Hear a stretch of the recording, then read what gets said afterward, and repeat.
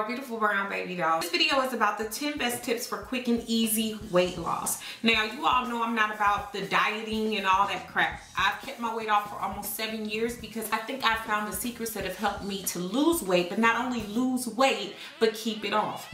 As you all know, I lost over 100 pounds in less than a year, and it really was not that hard once I understood the techniques to true weight loss. So let me go ahead and give you those tips. Number one, organize the food that you have at home already and prioritize. A lot of times we find that we're not even eating at home. A lot of us are eating McDonald's, we're eating Wendy's. That was my problem. I was eating high fat content food and a lot of processed food out and about on the town. Just easy, fast stuff because my lifestyle is so quick. So that's what I was doing. So I had to prioritize what was important to me to have at home. Vegetables, proteins, lean dairy, things like that, things of that sort. Fruits, I'm not a big fruit person, but those are also good things that can be included. Even if you're a mother or a father, make sure you know exactly what your kids are eating because those could be things that are impeding upon you living a healthier lifestyle. Number two, journal exactly what it is you're eating. Sometimes it's very disgusting to see exactly what you're eating. When I started journaling what I was eating, it was horrible.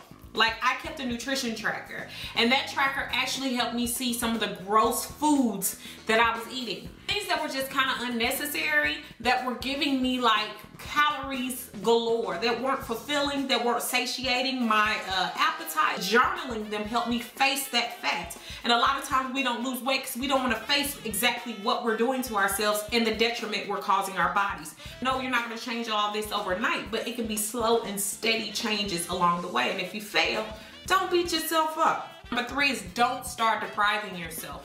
A lot of us think that dieting or losing weight or living a healthier lifestyle is about eating wafers, eating little nasty foods that don't nobody want to eat. Let's be real here. We all think of dieting as something that's a punishment. If you think of something as a punishment, how long are you actually going to want to do it? I don't like to physically or emotionally stress myself out over food. I've done it for more than half of my life. When I want to have a little seafood gumbo, I have a little seafood gumbo. When I want to have, you know, some sushi or something else out on the town, I do that. You know why? Because the more you deprive yourself, the more you're going to binge when you get it. So therefore, every week when I was losing weight, I would take 5 strict days, and when I say strict days, they still had good food infused.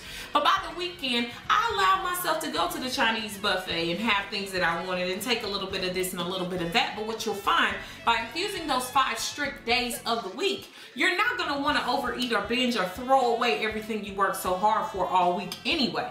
So number 4, eat good food. You don't have to eat nasty food. You don't have to eat like snack crackers and stuff like that, rice cakes and stuff. I hate when people go on a diet and then they go get all this crap in their houses that they know they're not going to eat. And what's going to happen is that stuff's going to go to waste. So you waste the money, first off. Secondly, it's not fulfilling. It's not going to help you get through your weight loss process. Some things that I like to do is keep like nuts around. I mean, even potato chips, to the fact that I like sweet potato chips. I keep sweet potato fries around. I eat Kashi pizza. It's pizza, but it's a little bit healthier. So instead of me like saying I gotta eat this nasty old food or some food that I really don't like, at least I have something around that I like that's gonna keep me on a healthy track and it's gonna remind me of my healthy lifestyle. I also have a grocery shopping video on my second channel. Check out some of the foods that I'm eating, some of the foods that I enjoy having. Number 5, stop drinking your calories. I watch people all day drink soda. I used to love Dr. Pepper to death, but Dr. Pepper, 2 Dr. Peppers a day ain't worth 350 calories of my time. It's not worth it. If you have to have something, I suggest that you have like an organic juice. Get yourself a juicer. Make yourself your own juice. Create a smoothie. And if you have to have some juice, make it organic and make it pure. Don't have it full of those artificial flavors, sugars, and everything else. Eat slowly. I find that when I eat slowly, I don't take in as many calories. A lot of times my problem was gorging on food, and and I don't allow myself to get that hungry anymore anyway. So I keep food in my purse, I keep food on my person, and I keep food in my office, I keep food in my house, so that I'm constantly kind of snacking on something, so that when it does come time for those larger meals of the day, I've already had smaller meals that have helped with satiety, and that have helped with my stomach and all of that, and my calories build up and my energy, so my body doesn't feel like it has to overly gorge on food. Find out your food triggers. Food is like crack. I don't care what nobody say, food is like crack. For people that have been obese, that have gained weight, that are fat now, food is like crack. You don't hang with crack addicts when you've been on crack. You don't hang with people that readily have crack available. You don't keep crack in your house when you've been a crackhead. There's so many different things that you don't do. When I was first losing weight, I really did not go out to eat with people. I would always make up an excuse as to why I had to stay at home. Why? Because I was almost like a crack addict. Instead, it was food. Same thing with people who always keep the wrong foods in their houses. I choose not to really go to their cribs. I invite them to my house because I really don't want to set off anything that will set me back in my healthy lifestyle. You have a choice as to what you do and do not bring into your house. And then to people who say, well, I'm not going to deprive my babies. My kids shouldn't have to live by that. Well, why don't your kids deserve a healthy lifestyle? They do. And it doesn't mean that they have to eat unhealthy foods. Kids become accustomed to the foods we like. They watch what we like.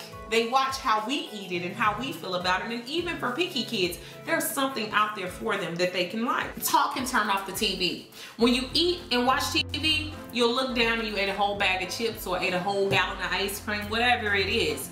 So I choose to try to eat with my friends or talk on the phone even and eat. And you find that you're eating, you're talking. You're eating, you're talking. And a lot of times the calories are building up, and you find that you're not as hungry as you thought you were because you've talked in between, so you've given your body enough time to recognize that it's taking in calories. Sometimes we eat so many calories because we don't give our body the chance to even register what it's had. Get moving and exercise. A lot of people like to talk about what percentage exercise actually has to do with weight loss. Let me find out you trying to lose weight without exercise.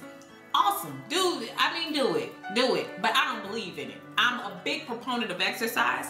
I find that exercise is a wonderful thing for me. When I first started out, I was working out 5 to 7 days a week, and I still keep up that regimen. You know why? Because exercise is for good, more good than just losing weight. It's also good for your heart. It's good for your cardiovascular system overall. It's good for your bones. It's good for also your muscular structures. It's good for overall health, and it also makes you look younger. When you just attribute weight loss to your food, you don't look as good. People who have lost over 100 pounds and might have lost the same weight that I did might not look like I do. People ask why I haven't suffered a lot of saggy skin. I lifted weights and I also did cardio heavily throughout my weight loss journey. And I worked out for about 45 minutes to an hour and a half per day. And that really combated a lot of the nastiness that comes from weight gain. Number 10, stop taking the advice of a million different people. I don't know how many times people who wasn't practicing what they preached tried to be a part of my weight loss journey. Everything that I did, somebody has something to say about. Weight loss is what you make it. Your journey is your journey. I'm not gonna lose weight the same way other people lose it. Diets didn't work for me. Weight Watchers, Nutrisystem, none of them was a battle for my fat. My fat had to be taken away by me learning how to live a lifestyle that was good for me.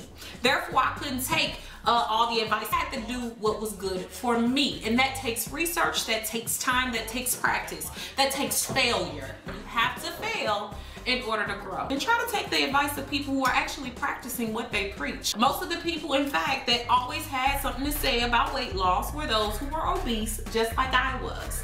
And that is not to speak lowly of them, but what good is your information if you don't use it? I have to see it in motion, and I have to see it through myself as well. So I hope that helps, guys. If you're wondering where I got the earrings, www.beautifulbrownbabydoll.com. My website is now posted, ready to go. And let me know how you're enjoying it. Thanks so much, Beautiful Brown Baby Doll.